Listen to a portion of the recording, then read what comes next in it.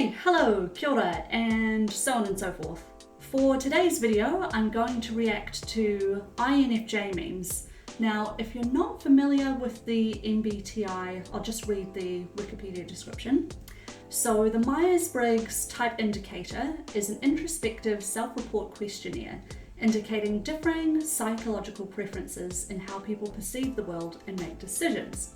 The four categories are introversion, extroversion, sensing, intuition, thinking, feeling, and judging, perception.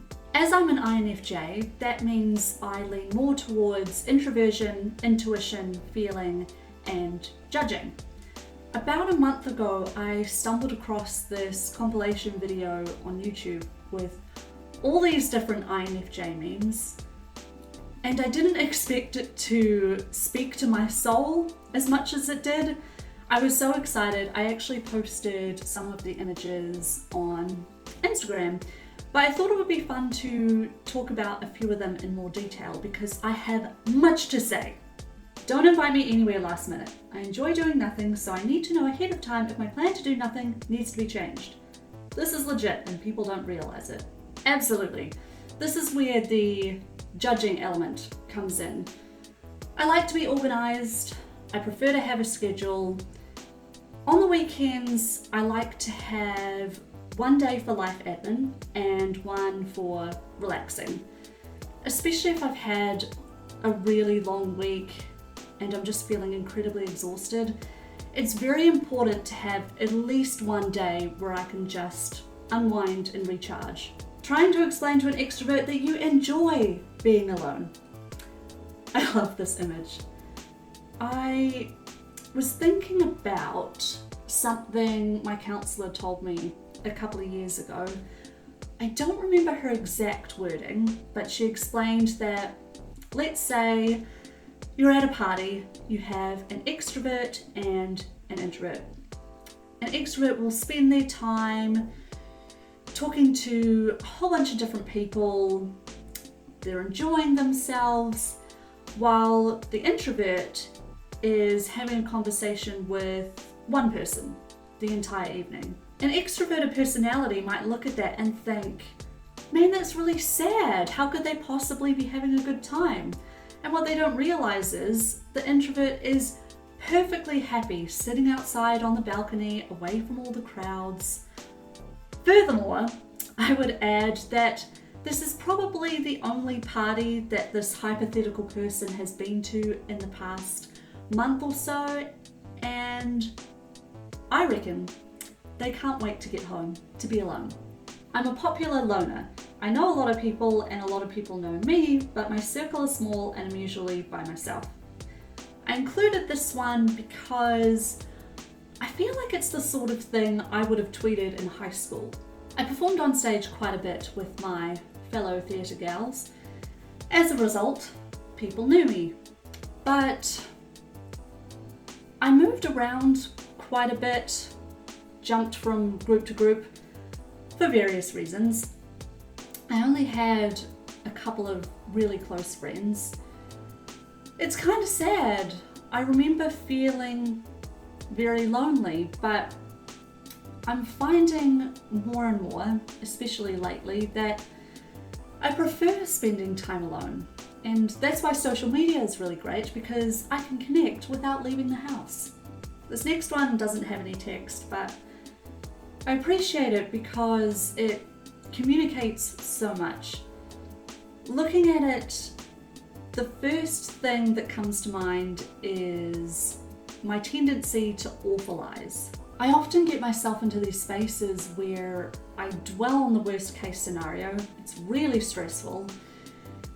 So having someone that can guide me to a more rational headspace is vital for my mental health. Okay, this ties in very nicely with the previous one. When I'm making up scenarios in my head and I take it too far and hurt my own feelings. Me. There are so many nights where it takes so long to get to sleep because I'm making up these fake arguments in my head that never come to fruition. I get myself so wound up. And for what? For why? While we're on the topic of awfulizing and brooding, I don't remember the exact wording of this tweet. I'll see if I can find it. If I do, I'll put a screenshot somewhere. Basically, this person said they were given some advice that if you worry about something, you're technically putting yourself through it twice. I really like Sarah's comics. Written communication, and thus I can conclude that my hypothesis was indeed correct. Yes, verbal communication. And so, it's like, the end. I sometimes wonder what my verbal communication skills would be like had I not done theatre, had I not worked in retail for several years. If I have a choice, I will always go for written communication. It's just easier. I can take my time, construct my thoughts. For example, this video, and most likely all other videos I do in future.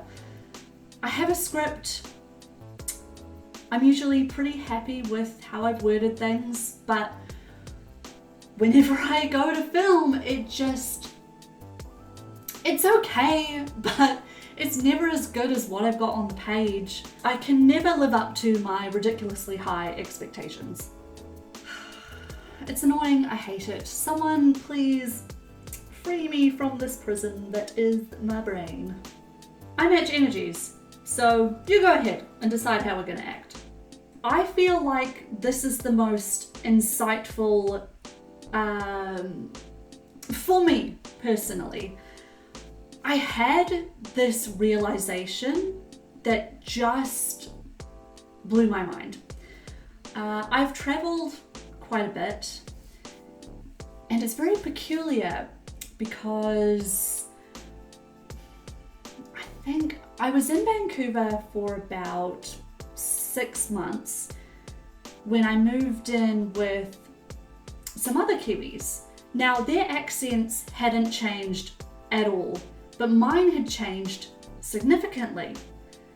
Reading this, I was like, hold on, maybe my accent changes because I'm matching energies. I'm trying to match my surroundings.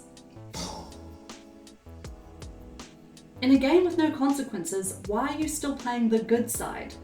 Because being mean makes me feel bad. Because my no consequences power fantasy is being able to help everyone. This is so true, and the perfect example is Fable: The Lost Chapters. When you play this game, you can make decisions that are good or evil. I discovered that it doesn't really have that much of an impact on the plot, but it's still a cool concept. For the most part, I wanted to be the good guy, but the perfectionist in me wanted to complete all the different options.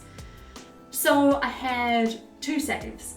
But even when I was following the path of evil, there were certain things I couldn't bring myself to do. I won't give anything away in case you want to play it, but there's a decision you can make right at the beginning. You're a little kid running around town. You find this man that is cheating on his wife. He says that if you don't tell her, he'll give you a reward. But I did tell her because I care about that fictional woman. Introvert inclusion. Sometimes we want to be left alone. Sometimes we want to be included. Most of the time we want to be included with the option to be left alone. Yeah, pretty much. I was stoked when I saw this because it really captured how I feel about social situations.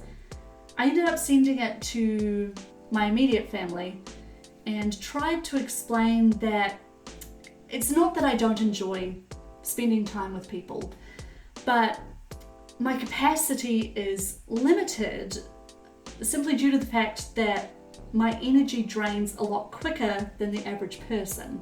This is why these discussions are helpful. I just want to be understood. Well, that's all the memes for today. But I'm interested to know, What's your MBTI? Is it something that you're interested in? I know it's not some people's cup of tea. I've heard it described as a glorified horoscope, but at the end of the day, if you have a tool that assists you towards becoming a better version of yourself, then that can only be a good thing. That's it for now, and I'll see you next time.